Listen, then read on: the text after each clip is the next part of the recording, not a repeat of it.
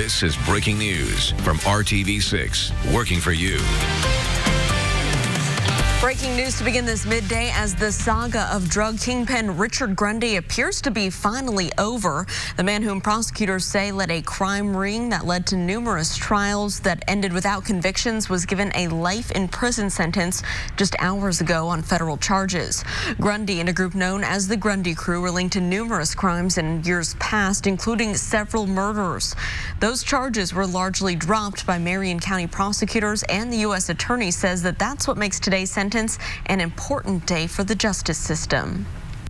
I've been in this city with others fighting crime since 1994. And let me make this clear and unequivocal. This is as big a win as our criminal justice system has had in this city in the last 25 years. Grundy's trial 4 months ago was held in Evansville. It was moved after an earlier mistrial here in Indianapolis when it appeared that information on members of the jury was leaked, sparking fears of retribution against them.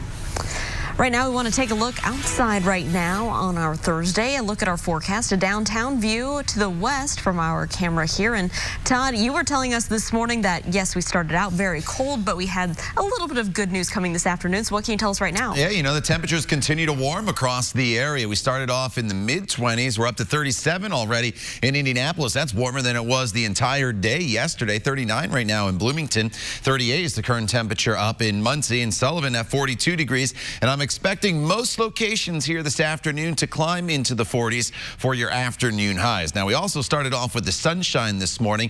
The clouds have kind of gathered as you look past Victory Field here off towards the southwest and towards the airport. But while the clouds continue to gather, we are not expecting any precipitation to head our way. So that is the good news. It's a dry afternoon for us and evening. It's just not going to be the brightest afternoon for us with the snow staying to the north and a few showers here in central Illinois. They should basically start to fade away pretty quickly. So you can get outside. The temperatures climb into the low 40s. Our normal high is 40 degrees, so we're above normal. Then this evening, the clouds will kind of clear out just a little bit as temperatures fall back down into the 30s. We'll talk about your Friday forecast and look ahead to the weekend as well, Lauren, coming up in just a few minutes. All right, Todd, thank you so much. New this midday, an employee of the State Department of Correction has been charged with molesting a child over a 6-year period.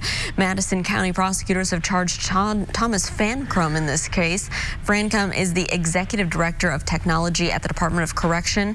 Department spokesperson Dave Burston says that the investigators were first told about this allegation back in August, and that's when Fancrum was suspended from his job. Prosecutors say that the alleged molestation happened between 2010 and 2016 at Fancrum's home near the Pendleton Correctional Facility. A mother facing charges after calling police for her son bringing a gun to school is scheduled to be in court today. We can tell you that Mary York's pretrial conference is scheduled for this afternoon. You may remember last December, York called police to warn them that her son was planning to open fire at Dennis Intermediate School out in Richmond. Police say they cornered that teen in a stairwell, and after exchanging gunfire, the teen took his own life. York is being charged with neglect of a dependent and criminal recklessness in this case, and right now her jury trial is set for January 14th. The Madison County coroner is still asking for help finding members of a family of a veteran who died last week. The coroner says 89-year-old George Green lived alone in his home on North C Street in Elwood. He was found dead in his home last Thursday after neighbors requested a welfare check. The coroner hopes that someone can help find any living relatives. If you have any information that can help, you can contact the coroner's office at the number of your screen. That number is 765-425-9481. New this midday, Mooresville police are looking for this man. Take a look at your screen. They say that Nicholas Bradshaw is a person of interest in a huge crash that happened early this morning that sent 2 people to the hospital. Officers say 4 cars were stopped at State Road 67 and Bridge Street this morning when a 5th vehicle slammed into one of them, causing a chain reaction crash. Police believe that Bradshaw was one of the 2 people who ran from that car after the crash.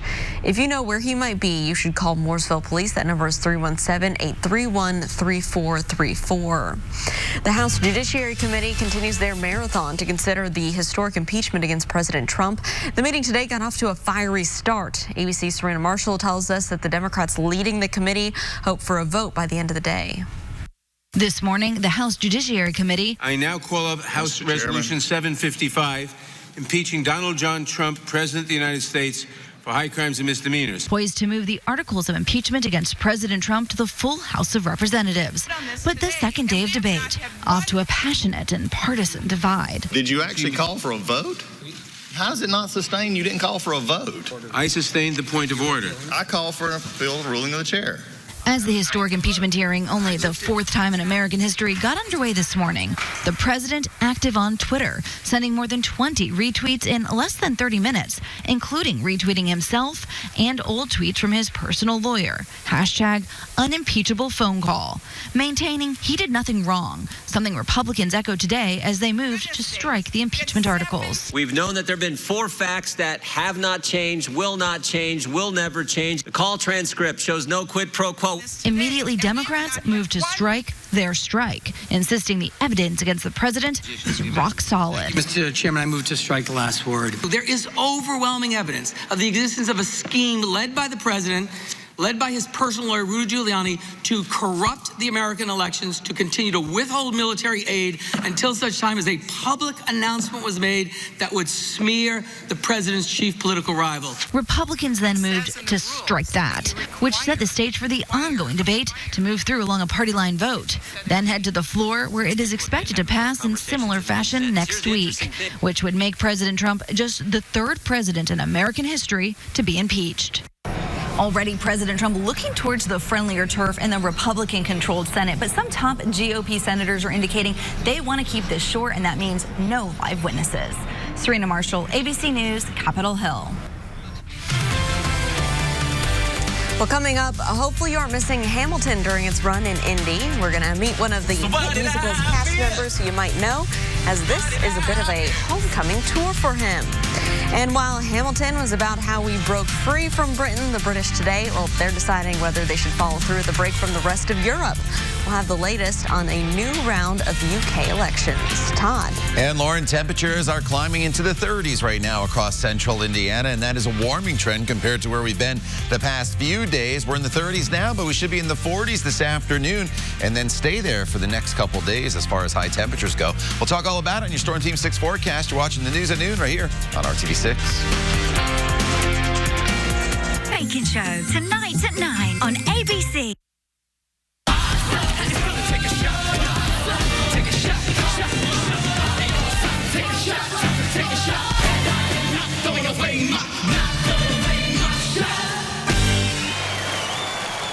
Well, the musical Indy has been waiting for. It's finally here, and the production of Hamilton is a homecoming for one cast member, and he's taken some time out to be with us here today. Julian Ramos is known as what's called a swing performer in the cast of Hamilton. So good to see you. It's so good to see you. Long story short, we were in the same prom group senior year. Same prom. Yes, Right. So it's been about 10 years, and it's great to see that you're doing so well. So this is exciting. What is it like being a part of the cast of Hamilton? Not only that, but performing here in your hometown. Sounds cliche, but it's a dream come true. Like, I grew up seeing shows at the Old National Center, the Murat Theater. Yeah. So to get to do my job there and be home and represent Indianapolis and just be back, and it's an honor. I'm so lucky. Yes, and so you are a swing performer. So this is the big job. You have to learn a number of different roles and be ready to go in any of those roles. Yeah. I've got 6 tracks that I know, and I can know a week in advance. I can know 2 hours in advance, or they midway in the show they could be like, "Yo, you're on. Something's happened. You gotta go." So it's a crazy life and a crazy responsibility, but I'm having a blast doing it. Okay, so for anyone who hasn't seen Hamilton, what's it all about, and why is it such a beloved show? Hamilton is about Alexander Hamilton, one of the founding fathers of our nation, and his life from coming to here and everything that happened from demise to creating our financial system. Why it's so cool and so important is that it's just told in a completely new way. Hip-hop music, R&B music, jazz, hip-hop dancing, and you would never think to put Alexander Hamilton and our founding fathers to hip-hop music. And it's just told through intention and dance and movement, and it's really cool and something completely new than anything. Yeah, and I know from my co-anchor that went and saw the show in Chicago, It's also emotional, too, and there's a number of different things you for don't the know audience. who to root for. You know, you're rooting for everyone from Eliza to Hamilton to Burr to Angelica, and you're constantly like, oh, I had no clue that was where they were coming from. Yeah. And in the midst of all of it, it's song and dance. Yeah. So it's like lighthearted, but still. Yeah. Well, you got to tell me, what does your family here in Indy think about you being in town for this huge show? My mom is living for it. My grandma's incredibly proud. My siblings are super proud. My mom's telling everyone, like, hit him up, say hi afterwards. So I'm just constantly, trying to represent and show Indianapolis what I've been up to. Yeah, well, Lutheran High School grad. Yep. We're so proud of you. Thanks for coming in to chat with us today. And Hamilton's in town this weekend. Yeah. Awesome, Julian. Well, we'll be right back here with more on the news at noon after the break. Test drive at Honda of Fishers. Welcome back. In Britain, it's another election day today. The contest centers around Prime Minister Boris Johnson, and he says he's going to take Britain out of the European Union. Opposition leader Jeremy Corbyn is promising another referendum on Brexit. ABC's Julia McFarlane has more from outside of Parliament in London. Britain stands at a crossroads. It is hard to find a time in recent British history where so much is at stake. Two competing visions for the country that could affect generations. Boris Johnson is hoping voters will give him a majority, promising he will finally make Brexit happen, warning that his opponent will make a deal for power that will involve Scottish independence. Let's give that nightmare a miss. Let's end the chaos, the deadlock. Let's get Brexit done with a one-nation Conservative government and take this country forwards. Opposition leader Jeremy Corbyn also wants to hold a second Brexit referendum with an option to reverse the decision and stay in Europe with higher taxes and a much bigger state. They need an ambitious government on their side that will put money in their pockets, save our NHS, rebuild our public services, deliver free personal care for older people and free education for all. Yes, that does mean asking those with the broadest shoulders to pay a bit more in tax. Up in Scotland, which voted to stay with the European Union, the Scottish leader wants the opposition to make a pact with her, a referendum for Scotland to leave the United Kingdom. These historic constitutional issues on the ballot means this election is not being fought on traditional party lines. The gap in polls narrowing. Anything could happen tonight. This election has seen unprecedented levels of hostility, scandal and disinformation. Politicians have even swapped parties. That's because the traditional left-wing, right-wing rivalry has all but imploded. This vote now depends on how the UK really feels about its membership to the European Union. Julia McFarlane, ABC News, London. And back here at home in the Circle City, let's take a live look outside. This is from our tower camera here looking to the west. And Todd, what can we expect out there in the forecast? We had that cold start, but it's looking up a little bit already. You know, what you see is what you kind of get here going forward throughout the remainder of the afternoon. The clouds are kind of shifting into place, and temperatures won't really warm a whole lot more throughout the afternoon hours, but we will get above normal. Now, over the course of the next 7 days, the warmest afternoon temperature is going to be 44. That is going to be tomorrow. The coldest morning that we'll see is not until the middle of next week. So we've kind of flipped the switch a little bit here as far as the overnight lows go, getting down into the teens like we were yesterday. Then this morning we were down into the mid-20s. Even with that chilly start this morning, we are now up to 37 degrees, and you can thank this wind out of the south at 10 miles per hour. It'll be a little breezy this afternoon, but it's that southerly wind that is helping to bring the temperatures up from where they were this morning to now in the mid-30s in most locations. A little warmer in Sullivan at 42 degrees, 38 in Lafayette, as well as Muncie, Connorsville, currently at 35 degrees. And those temperatures will climb into the 40s. About 43 is, I think, what we top off at here in Indianapolis. A little warmer to the south. Bloomington at 45, 44 in Columbus and Prue.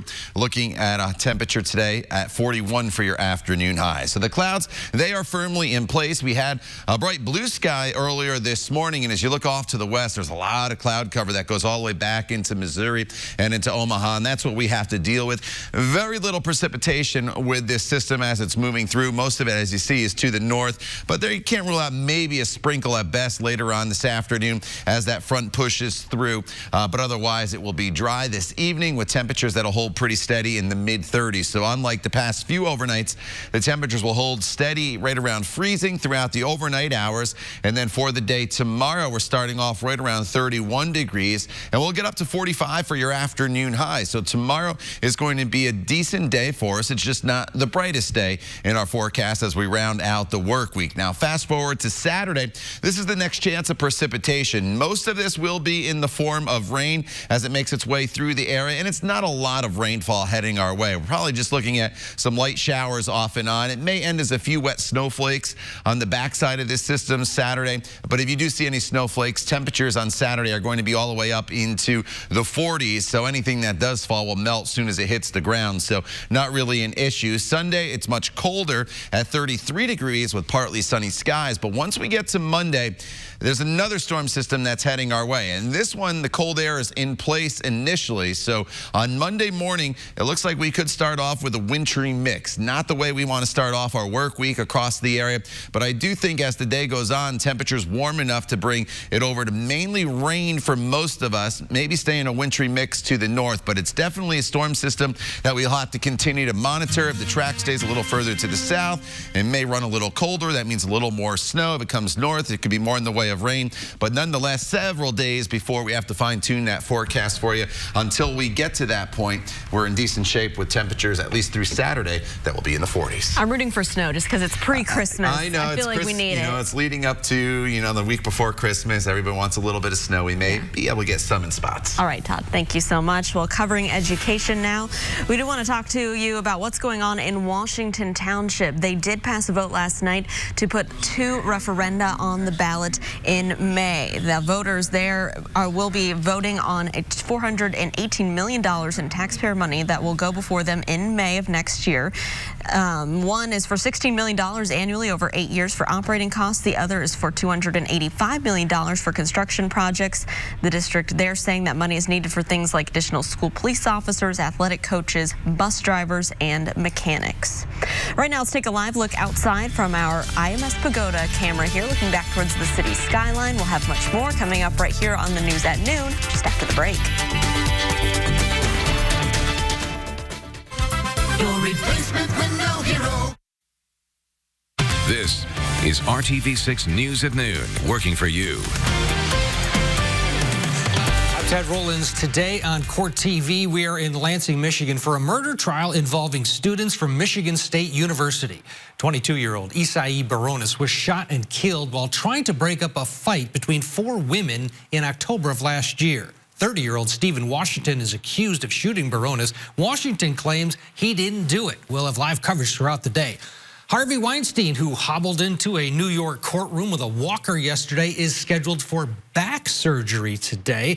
Meanwhile, according to the New York Times, Weinstein has reportedly agreed to a $25 million civil settlement with approximately 30 different accusers. The deal, according to the Times, does not require Weinstein to admit any fault, and it'll be paid for by insurance company, not Weinstein himself. And it is Judgment Day for Jimmy the Hitman Rogers. Rogers was found guilty of second-degree murder for participating in the bludgeoning death of Dr. Teresa Sievers. We will have coverage of Rogers' sentencing this afternoon on Court TV. Now back to you. And you can learn more about other court cases all around the nation right now by visiting CourtTV.com. Are you ready for some football? A rematch of Super Bowl 46 between the Colts and the Saints on Monday Night Football right here on RTV6. Our countdown to kickoff show begins at 7:30. Sports Director Dave First, Brad Brown, and former Colt Ryan Diem will discuss that big matchup. And then the Colts and the Saints will kick off at 8:15. Again, this is Monday night, only here on RTV6. Time for one final check of that forecast today, Todd. And Lauren, the clouds have gathered here this afternoon after a mostly sunny start. Temperatures go up another couple degrees and put us above normal. 43 here this afternoon. Tomorrow, partly to mostly cloudy, 44. Saturday, mainly rain showers across the area. A storm bears watching, though, on Monday. Could start off as a wintry mix before going over to rain. But you notice the temperatures are much colder for the middle of next week. All right, Todd, thank you so much. And thanks for joining us and making RTV6 your choice for news. We hope you come back here, join us for the news at 5 o'clock, and have a great Thursday afternoon.